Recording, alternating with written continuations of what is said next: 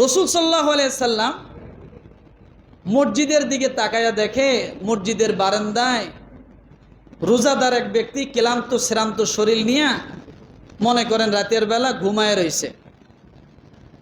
আল্লাহর নবী আলীকে ডাক দিয়ে বলে, আলী,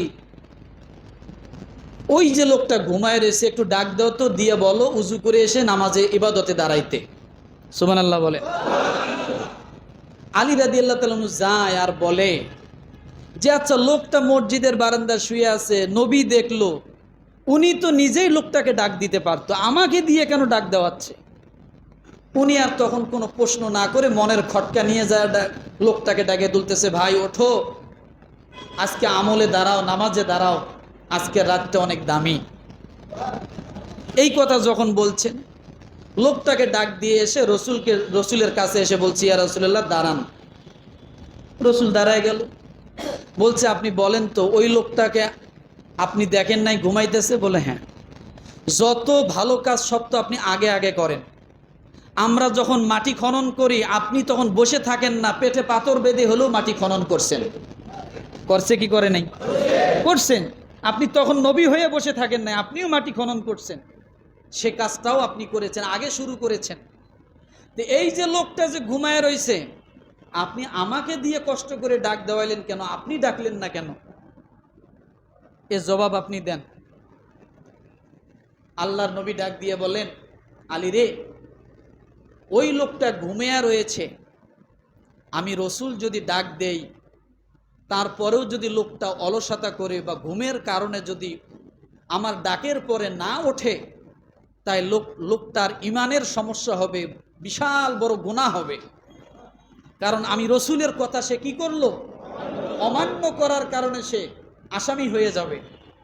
আর তোমাকে দিয়ে যেন ডাক দেওয়ালাম, তোমার কথা যদি 1000 জন অপেক্ষা করে, অমান্য করে, কিন্তু তার ওই গুনাহ হবে না। এই জন্য আমি ডাক না দিয়ে তোমাকে ডাক দেওয়াইলাম।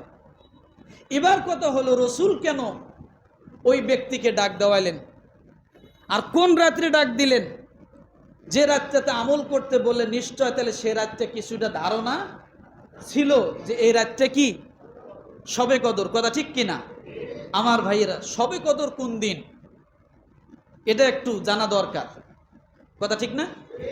শবে কদর কবে এটা কি জানেন? আজকে রাতটা শবে কদর। কথা বলে না।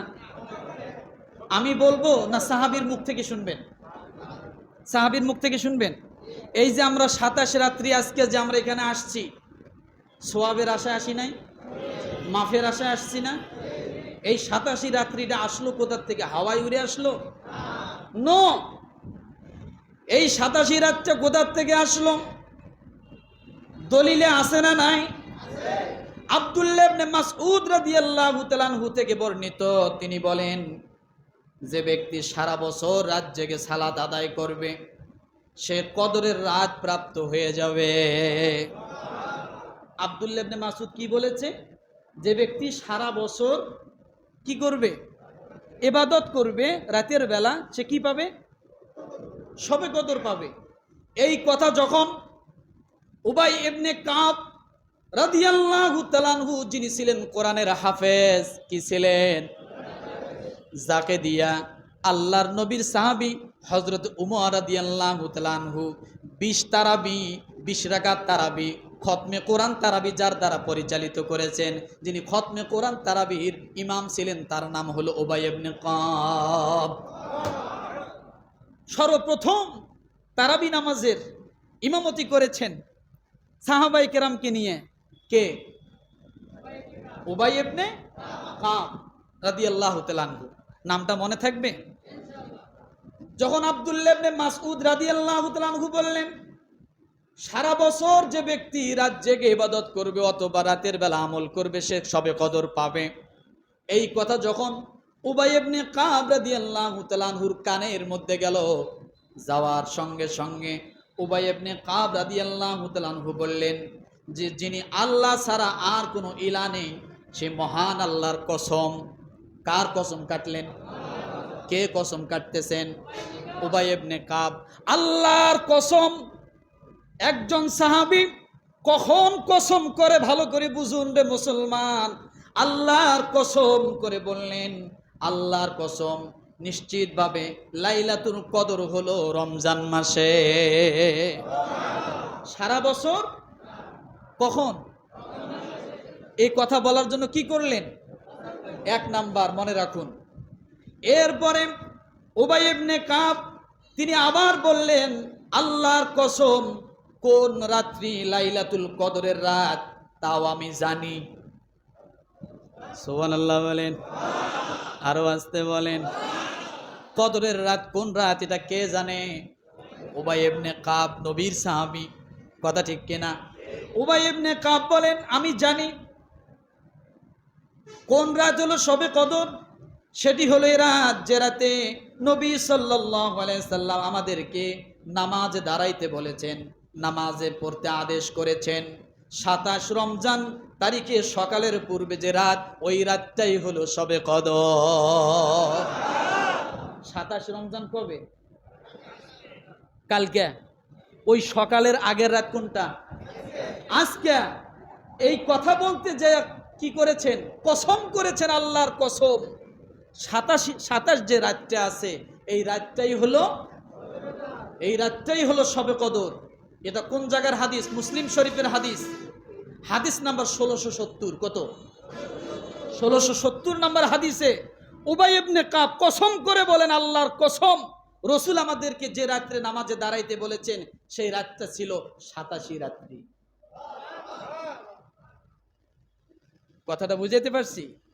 কিন্তু আরো বিভিন্ন মত থাকার কারণে পুরা শেষ দশকটাই আমল করার জন্য বলা হয় যে তোমরা বেজোর রাত্রিগুলোতে কি করো? শবে কদর তালাশ করো। সে হাদিসগুলো কি আছে। তাহলে আমরা এই রাত্রে আমল করব কিনা? কথা বলেন। নামাজের পরে আমরা কি করব? যাই নামাজ নিয়ে এরপরে রাস্তায় হাঁটবো, বিড়ি খাবো, সিগারেট খাবো, সুরট খাবো, এরপরে গল্প করব, চা খাবো, কে কি করলো এগুলো সব হিসাব নিকাশ শুরু হয়ে যাবে। তাই আমার ভাইরা আমল করতে হবে। এখন কেমন আমল করবেন? মনে করেন হিসাব করবেন আজকে কয় রাকাত নামাজ কে বেশি পড়তে পারে। আল্লাহু আকবার, আল্লাহু আকবার। উঠবেন, বসবেন, বন্ধু হিসাব করছেন যে আজকে কে কয় রাকাত পড়তে পারে। কথা ঠিক না? আমার ভাইরা 100 রাকাত নফল নামাজ পড়া মাকসাদ নয়।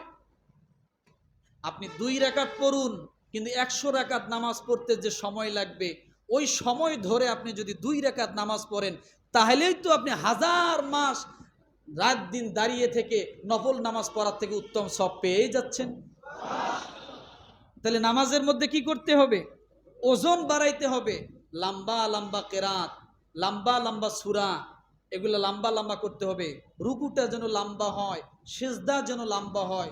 যতক্ষণ রুকুতে ততক্ষণ দাঁড়িয়ে আপনি বিভিন্ন দোয়া করুন, যা দোয়া পান, আপনার মনের ইচ্ছা বাসনা যা আছে সব আপনি আজকে এগুলো তুলে ধরবেন। কি করবেন বলেন তো?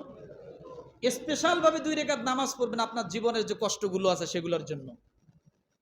কিন্তু সে নামাজটা হবে ধীরে আস্তে, লং টাইম নিয়ে, সময় নিয়ে। 100 রাকাত পড়ার নাম নয়। কালকে সকালবেলা কলার ঝাঁকি দিবেন আর বলবেন, কিরে বিপ্লব কালকে কয় রাকাত নামাজ পড়ছিস? বলে 50 রাকাত। ধর বেটা, এর লেগে মসজিদে আইছি। তো তুমি কয় রাকাত পড়ছো? আমি 100 রাকাত পড়ছি। বোঝেন নাই কথা? এটা 100 রাকাতের নাম বাহাদুরি? নো, নামাজটা ওজনের নাম বাহাদুরি। কারণ অন্তরের মালিক তো আল্লাহ, দেখতেছে আল্লাহ। যখন নামাজ পড়তে পড়তে আর বিরক্ত লাগবে, ভালো লাগবে না, কষ্ট লাগবে, আপনি বসে যান, রেস্ট নেন, তাসবিহ পড়েন, কোরআন তেলাওয়াত করেন, জিকির আজকার করেন, আর বারবার আল্লাহর কাছে দোয়া করেন। যা চাওয়ার আপনি চাইতেই থাকেন। কেন জানেন? আপনার সব চাওয়া আজকে আল্লাহ শুনবে। এই জন্য ফেরেশতা নিয়োজিত করছে, ছুটি দিয়ে দিছে আজকে। সামনে আগাতে পারলাম না সময়ের অভাবে। আমার ভাইরা, তাইলে আমরা আমল করব তো?